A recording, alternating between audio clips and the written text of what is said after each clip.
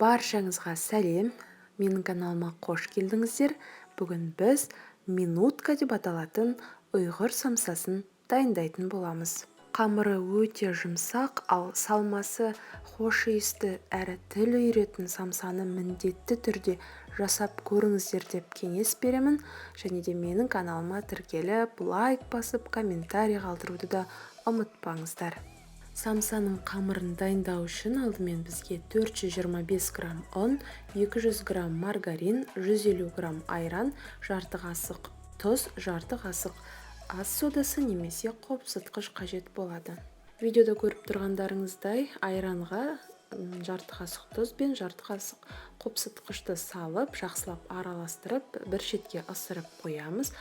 Содан соң таза және құрғақ ыдысқа ұн мен маргаринді салып, жақсылап араластырамыз, яғни крошка жасаймыз.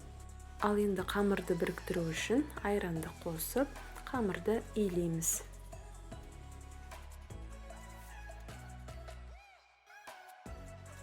Самсаның қамыры қолға да, ыдысқа да жұқпайтындай өте нәзік әрі жұмсақ болып шығады.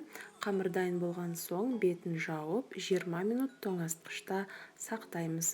Ал оған дейін самсаның салмасын дайындайтын боламыз. Ол үшін бізге 300 грамм тартылған ет, бір жуа және дәміне қарай тұз, бұрыш, дәмдеуіштер қажет болады.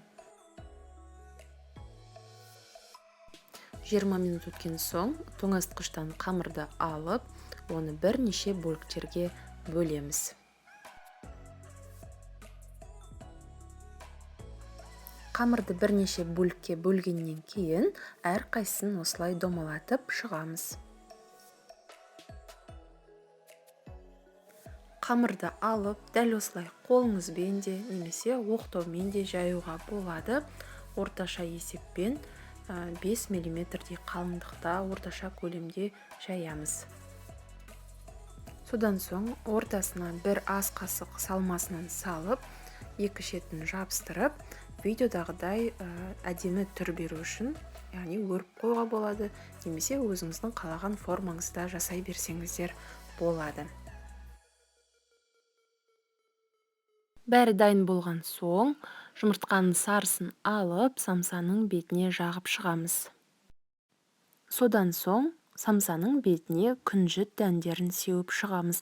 Мен бұл видеода қара түсті күнжіт дәндерін пайдаландым. Сіздерде қара немесе ақ түсін пайдалансаңыздар болады. Содан соң, алдын ала қыздырылған пеште 180 градуста 25-30 минут көлемінде самсаларымызды пісіріп аламыз.